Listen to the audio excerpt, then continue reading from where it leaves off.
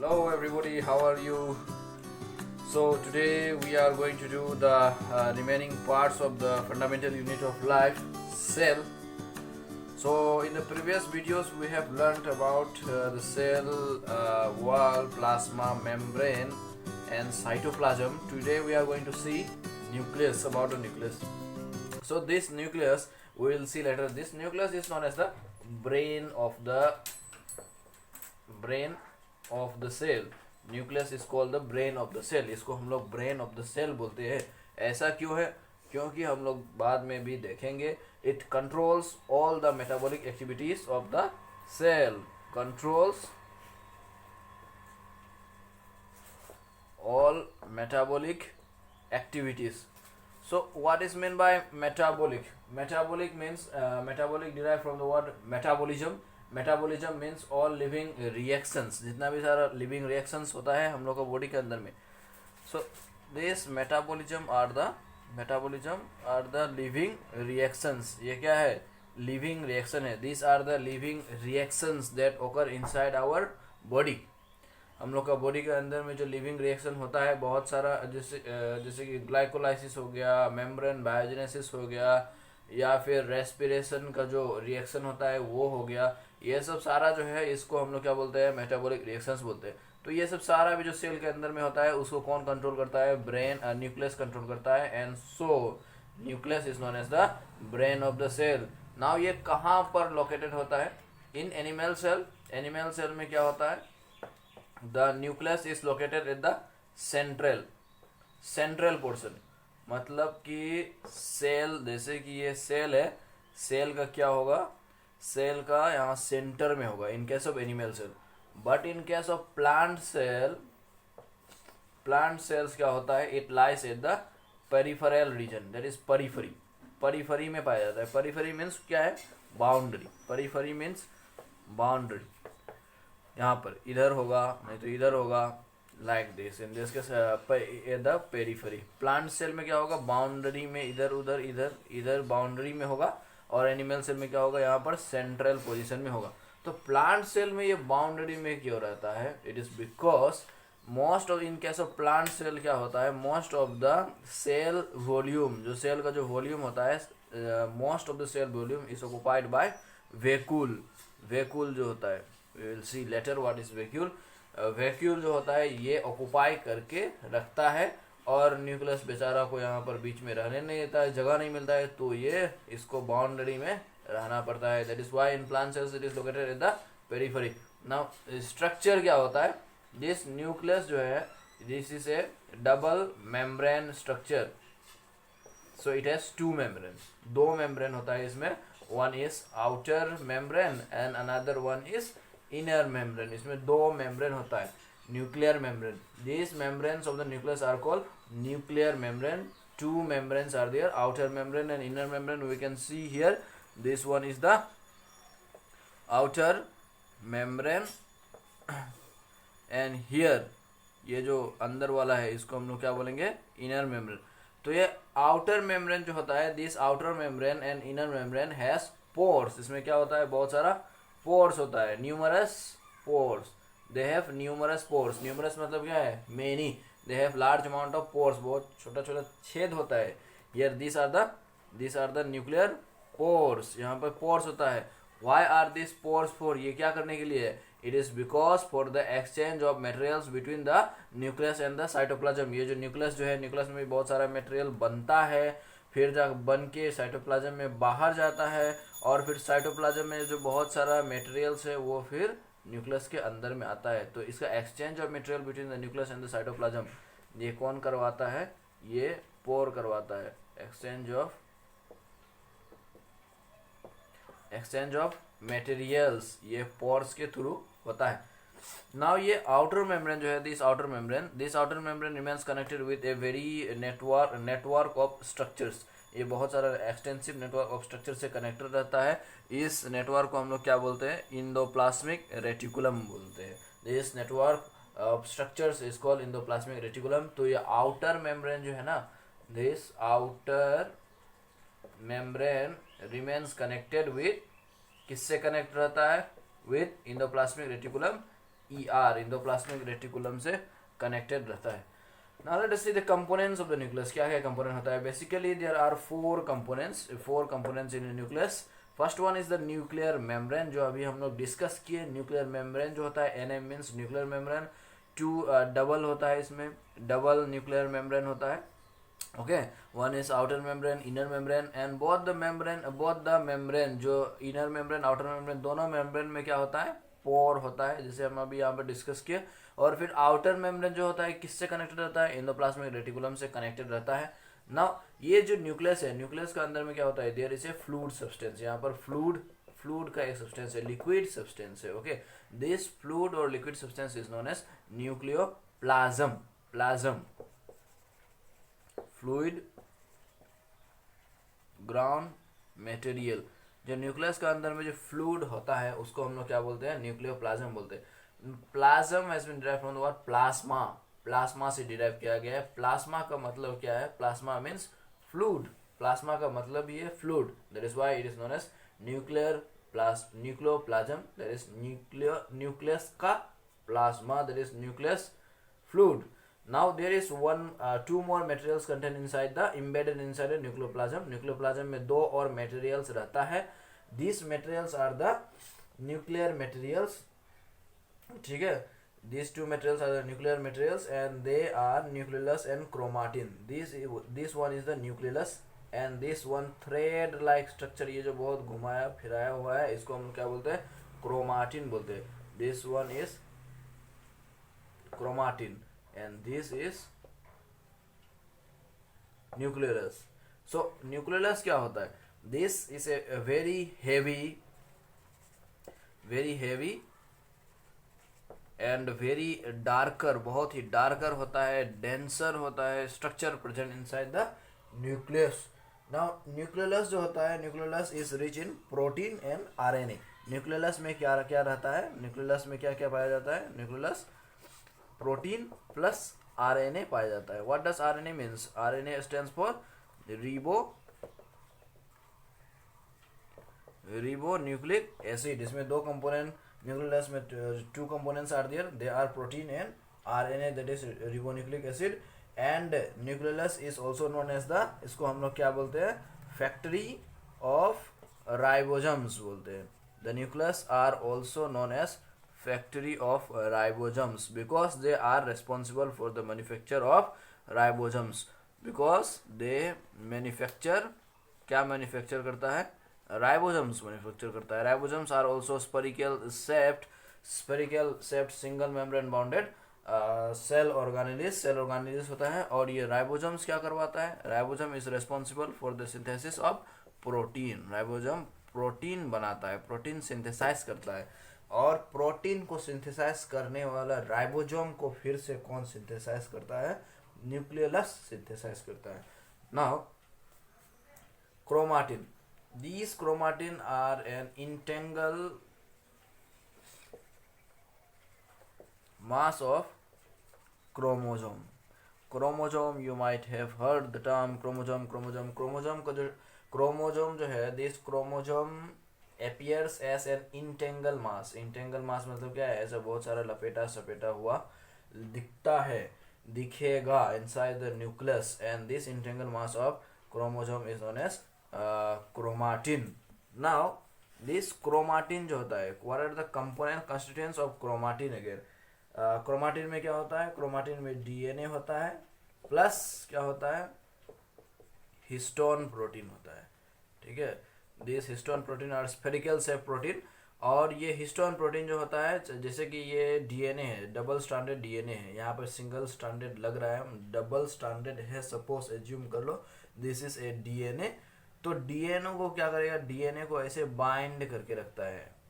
ठीक है, suppose this is histone protein, तो डीएनए जो होता है, I will draw somewhat larger, suppose this is histone protein, ये एक हिस्टोन प्रोटीन है, histone.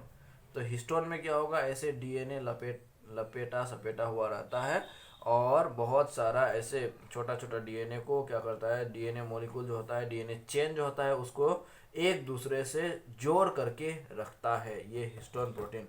So histone protein is responsible for binding क्या करता है, binding of DNA, DNA chains जो होता है उसको क्या करता है, बाइंड करता है, मतलब जोड़ के रखता है। अब ये स्ट्रक्चर, दिस स्ट्रक्चर जहाँ पर ये जो डीएनए है, डीएनए चेन को ऐसा बाइंड किया हुआ है, इसको हम लोग क्या बोलते हैं, this structure is known as nucleosome. So what is a nucleosome, nucleosome क्या रहता है न्यूक्लियोसोम में, न्यूक्लियोसोम मीन्स हिस्टोन प्लस क्या है यहाँ पर, हिस्टोन मॉलिक्यूल, हिस्टोन प्रोटीन है, और फिर क्या है, डीएनए, ठीक है। And this will appear like this when we see under a low power magnification of the microscope। अगर लो पावर में देखेंगे, थोड़ा सा कम पावर करके, हाईली इनलार्ज करके देखने से ऐसा दिखाई देगा, लो पावर करके देखने से ऐसे फिर दिखाई देगा। मतलब क्या है कि दिस इज डीएनए, ये डीएनए है, and this are the histone proteins, this are the histone proteins. So ये कैसा अब दिखाई दे रहा है, जैसे कि एक कोई फूल का माला होता है, यहाँ पर एक फूल हो गया, यहाँ पर एक फूल हो गया, और ये एक माला हो गया, ऐसे ही दिखाई दे रहा है। So it is also known as thread with beads, thread with beads structure, thread with beads structure. Beads मतलब क्या है, this are the beads and this one is a thread. Now let us see nucleosome. I have told nucleosome क्या होता है, this is self repeating unit present in a chromatin, chromatin में जो रहता है। और न्यूक्लियोसोम में क्या क्या रहता है, nucleosome consist of histone and DNA molecule. Now this one, DNA का जो सेगमेंट होता है, डीएनए का सेगमेंट, छोटा छोटा सेगमेंट जो होता है डीएनए मॉलिक्यूल का, this is DNA molecule, you will learn in higher classes. इसका ये डीएनए का एक चेन है, डीएनए का चेन में क्या होता है, डबल स्ट्रैंडेड होता है। Double stranded means this is one strand, एक ये स्ट्रैंड है, एक ये दूसरा स्ट्रैंड है, ठीक है। And this DNA chain one starts with 5 prime and another one starts with 3 prime से स्टार्ट होता है। जो 3 प्राइम से स्टार्ट होता है ना, वो कितना प्राइम में खत्म होगा, 5 प्राइम में खत्म होगा। जो 5 प्राइम से स्टार्ट होता है वो 3 प्राइम में खत्म होगा। So this is the helix shape structure of the DNA molecule. Helical से हेलिक्स बोलते हैं, हेलिक्स डीएनए, हेलिक्स शेप बोलते हैं ये डीएनए मॉलिक्यूल का जो शेप है। अब डीएनए का जो सेगमेंट है, segments of DNA which contain hereditary information, segments of DNA, segments, ठीक है, सेगमेंट्स ऑफ डीएनए, जिसमें क्या होता है, सेगमेंट्स मतलब छोटा छोटा पोर्शन, जैसे ये डीएनए का छोटा छोटा पोर्शन है, और ये छोटा छोटा पोर्शन में क्या रहना चाहिए, इसमें क्या रहना चाहिए, हेरिडिटरी इंफॉर्मेशन रहना चाहिए। Segments of DNA which contain hereditary information, hereditary information means क्या है, जो पेरेंट्स का जो कैरेक्टर है उसको हम लोग क्या बोलते हैं, हेरिडिटरी इंफॉर्मेशन बोलते हैं। जैसे कि पेरेंट्स का कैरेक्टर, जैसे पेरेंट्स अगर लंबा है तो उसका चाइल्ड भी क्या होता है, टॉल होता है। पेरेंट्स अगर डार्क स्किन है तो मोस्टली चाइल्ड भी क्या होता है, डार्क स्किन होता है। If the parent has black hair, brown hair colour, दोनों पेरेंट्स का अगर ब्राउन हेयर कलर है तो क्या होगा, उसमें भी चांसेस रहता है कि ब्राउन है। तो ये सेगमेंट ऑफ वो उसको हम लोग क्या बोलते हैं, हेरिडिटरी इन्फॉर्मेशन बोलते हैं। ये हेरिडिटरी इन्फॉर्मेशन किस में स्टोर करके रहता है, ये सेगमेंट ऑफ डीएनए में स्टोर करके रहता है। And this segment of DNA are known as genes, इसको हम लोग क्या बोलते हैं, जीन बोलते हैं। So gene are responsible for the transmission of hereditary information from the parent to the offspring. Now जब ये क्रोमोजोम सेल डिवीजन होने, जब ये क्रोमाटिन है, जब when the cell reaches cell division, जब सेल डिवीजन होने वाला होता है तब जाके ये क्रोमाटिन जो है ये क्या करता है, दिस क्रोमाटिन ऐसे पूरा लपेटा सपेटा हुआ नहीं रहेगा, फिर ये क्या करेगा, they will arrange themselves in a fix definite structure, अपने आप को क्या करेगा, बहुत फिक्स डिफिनिट स्ट्रक्चर में अरेंज करने लगेगा। नाउ अरेंज करने के बाद ये क्या दिखाई देगा, it will look like this, arrange करने के बाद ऐसा दिखाई देगा, ठीक है। दिस क्रोमोजोम, क्रोमोजोम ऐसा दिखाई देता है ड्यूरिंग, कब दिखाई देता है ऐसा, ड्यूरिंग सेल डिवीजन।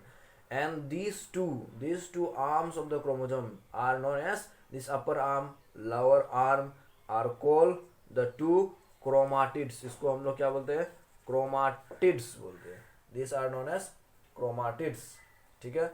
जब ये सेल डिवीजन होता है तब और ये बीच का जो सपोज बीच का जो पोर्शन है इसको हम लोग क्या बोलते हैं, सेंट्रोमियर बोलते हैं। जब ये सेल डिवीजन होगा तो पहले ये क्या करता है, सेल अपना न्यूक्लियर कंटेंट जो है उसको क्या करता है, डबल करता है, अपना न्यूक्लियर कंटेंट को डबल करता है, क्रोमोसोम को भी डबल करता है। तो डबल करते समय क्या करेगा, ये ऐसे डबल करेगा, दिस इज 1 एंड ये पहले एक था, इससे क्या होगा, इससे ये बन जाएगा। So this you will learn in higher classes mostly. ये sir I am giving just the introduction part. ये सेल डिवीजन हम लोग का चैप्टर, हम लोग का सिलेबस में नहीं है। नाउ दिस एक्सटेंशन, ये जो सबसे अपर मोस्ट एंड होता है, ये वाला इसको हम लोग क्या बोलते हैं, टेलोमियर बोलते हैं। Okay, these are known as telomere. So now a cell which has see for example the cell which is about to do cell division, वो सेल जो सेल डिवीजन अभी करने वाला है, तो वो क्या करेगा, वो अपना न्यूक्लियर कंटेंट क्या करेगा, डबल करेगा। Okay, now let us see these two terms, what are haploid cell and what are diploid cell. तो you have seen the germ cells जो होता है, germ cells किसको बोलते हैं, germ cells these are the sperm and the egg, इसको हम लोग क्या बोलते हैं, germ cells बोलते हैं, sperm and the egg.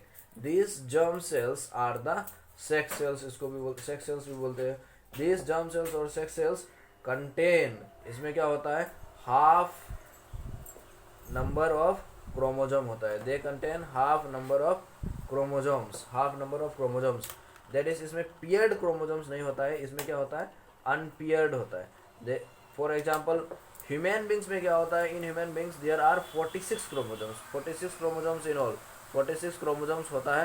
And this 46 chromosome जो होता है, ये कैसे करके पाया जाता है, ये 23 पीरियड्स में पाया जाता है। ठीक है, you might have heard, everybody clear.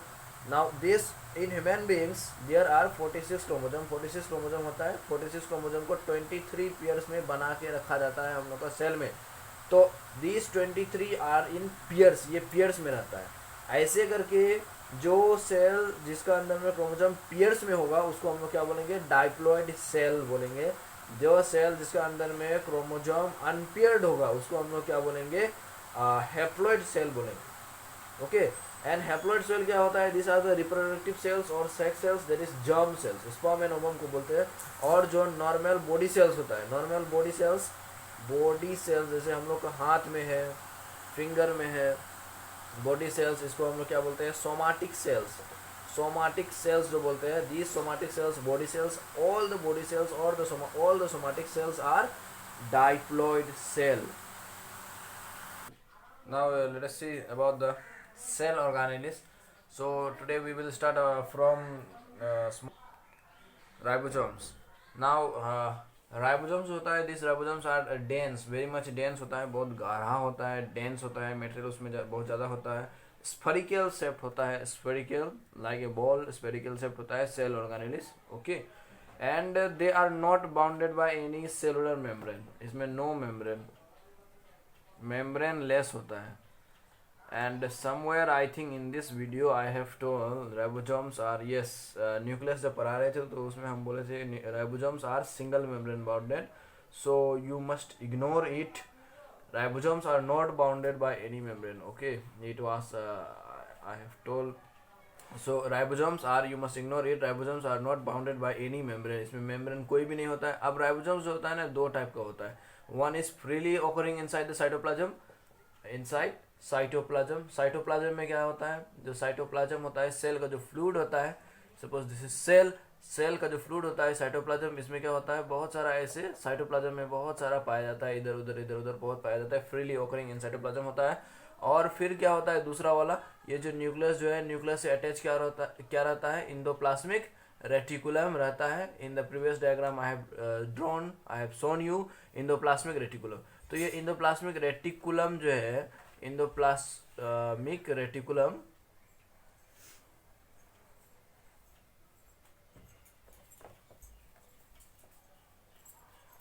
Endoplasmic reticulum का सरफेस पे भी ऐसे अटैच करके रहता है ये राइबोसोम्स। ठीक है, they are also attached on the surface of endoplasmic reticulum. This is endoplasmic reticulum. तो endoplasmic reticulum का ऊपर में भी ऐसे अटैच करके रहता है.